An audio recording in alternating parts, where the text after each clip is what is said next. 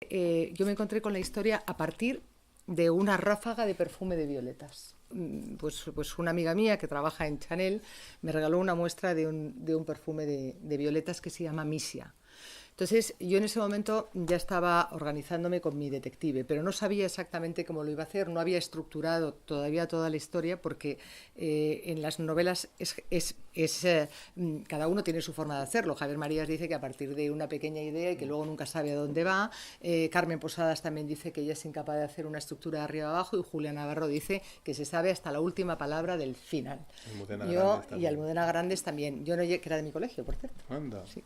Pues yo no llego a tanto, pero necesito tener una sólida estructura y luego, como decía Borges, es mucho más sencillo porque tiras puentes, ¿no? Si sabes de dónde vas, de dónde te diriges, pues es como si dibujaras esos puentes y es bastante más sencillo. Entonces el caso es que yo a partir de esa ráfaga de perfume de violetas de pronto encontré el otro lado de la historia que quería contar. Ya había empezado con Rouras, ya había empezado con su oscuro pasado, con ese pasado de corresponsal de guerra, porque mi detective es un ex corresponsal de guerra metido a detective de infidelidades, a detective de cuernos, al que en ese momento en el que nos estabas diciendo tú antes, le acaba de dejar su mujer y por eso está en un pequeño piso de Malasaña, rodeado de todas sus cajas que parecen asediarle, porque en ellas está pues retazos de su futuro y algunos le acompañan pues más de lo que él del Espíritu Santo, más de lo que él desearía. Entonces, en un momento determinado, parece que emergen solas un fajo de fotografías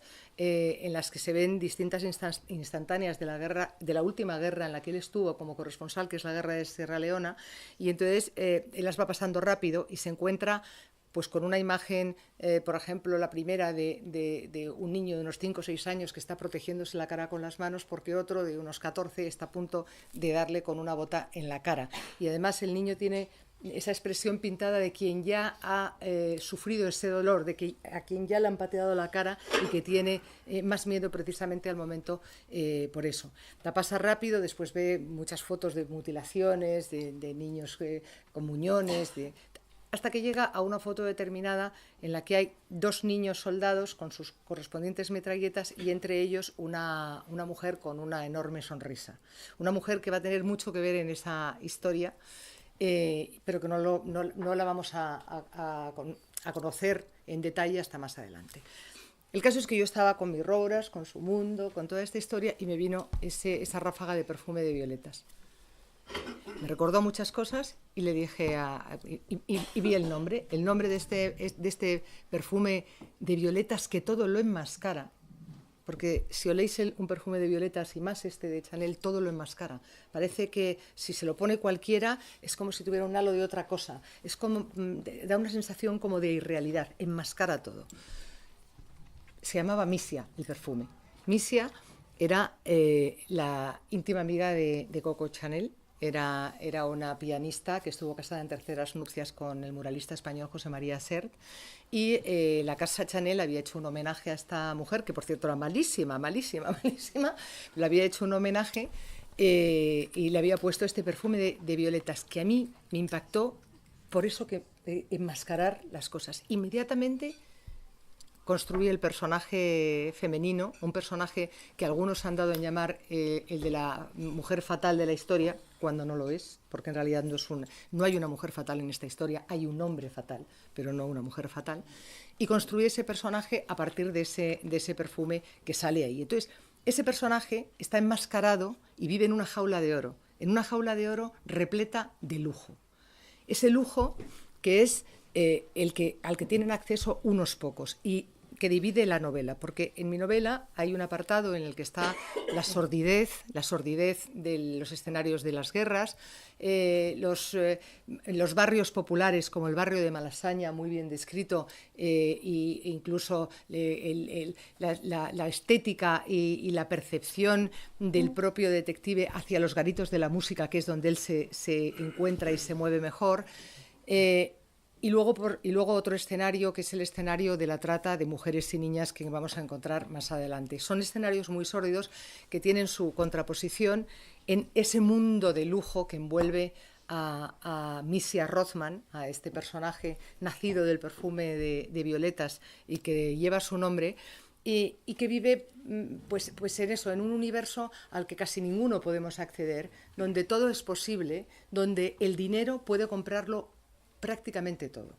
Y era necesario que este lujo estuviera perfectamente descrito con las marcas, pues como en un momento determinado sucedió en American Psycho, para de verdad saber cómo eran los barrotes de esa jaula de oro de este personaje, y para saber además si todo ese dinero extraordinario, dinero que hay un lujo que es impagable. Por ejemplo, hay un momento determinado en el que se cuenta cómo Armando Artigas, que es el escritor, se encuentra con sus amantes en un hotel que hay en Londres, que es el Connaught, que es un hotel eduardiano, clásico, de lujo muy refinado, sin grandes alaracas, y tiene dos bares, uno que se llama el Coburg y otro que se llama la Habitación del Champán, que es un bar clandestino. Bien, pues en ese bar es el único sitio del mundo donde se vende por copas el champán más caro del mundo, el Cru Mesniel. Cada copa cuesta 250 libras. Es decir, la mitad del salario medio interprofesional. Es el salario base. Entonces, ¿qué es lo que pasa? Que cuando Rouras va a investigar esto, dice, ¿cómo es el dinero de los ricos que puede pagarlo todo? ¿Para qué? Claro, todo esto, pero todo es este espacio de lujo que yo recreo, porque es muy importante, insisto, son dos mundos. Está Rouras por una parte, le acaba de dejar su mujer, está en el barrio de Malasaña, de pronto recibe la llamada de un amigo suyo, un policía, que le quiere encargar un caso, pero en esta ocasión no de cuernos, sino de asesinato. Y dice, pero si yo soy un detective de cuernos, y fíjate qué detective seré, que no me he enterado ni de que me los ha puesto mi mujer, o sea que... Y entonces dice, vamos a hacer... quiero encargarte un caso de asesinato. Pero te voy a decir por qué te lo quiero encargar, porque la persona, el asesino, la clienta que te va a encargar este caso, dice que es el asesino no solo de su madre, sino de otras 3 mujeres, es Armando Artigas, el escritor más poderoso, afamado, con una enorme moral social, el detective brillante, un detective atractivo. No hay en España así, ¿eh? O sea, me han preguntado mucho y decía, como está citado al final, pues Pérez Reverte, Loureiro, tal igual, decía Pérez Reverte, digo, hombre, Pérez Reverte le falta un poquito de sofisticación, ¿eh? Es un poquito este hombre, como digo yo, Pérez Reverte, a quien adoro, que me ha ayudado muchísimo y es estupendo, pero es más cartagenero moreno y este es un poquito más New Yorker. Entonces es una cosa un poco diferente. Y entonces...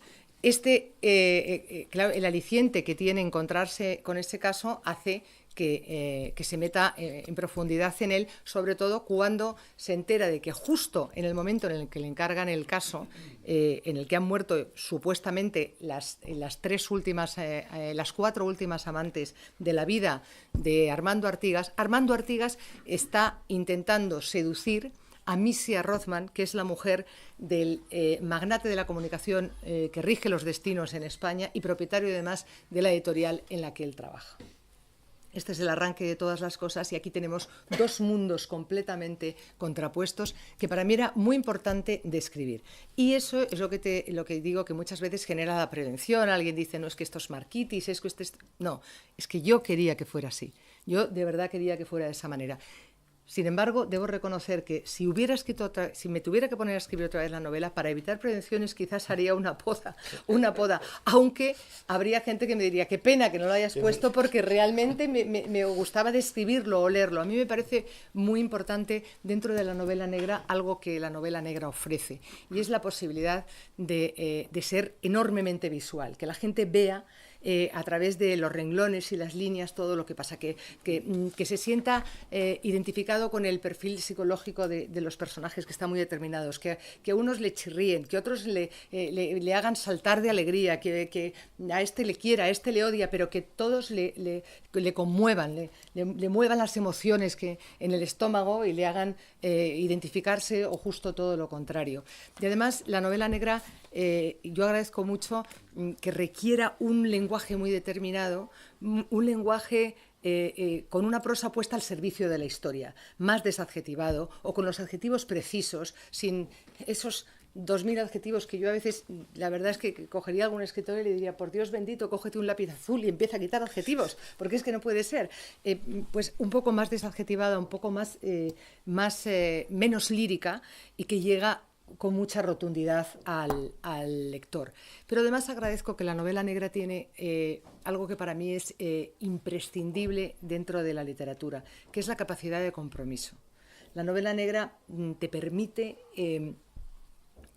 hacer una denuncia social desde una mirada completamente distinta a la de los buenos y los malos, a la que estamos acostumbrados, esa mirada tan adolescente, ¿no?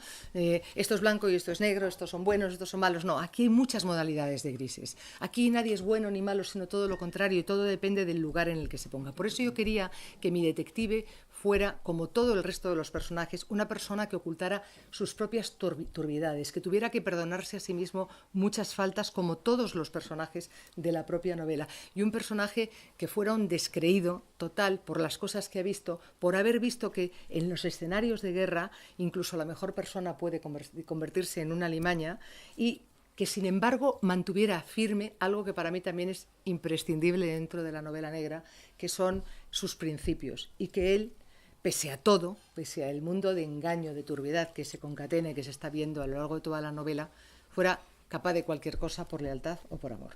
Ese es un poco el mensaje de la novela que vamos encontrando a lo largo de las páginas,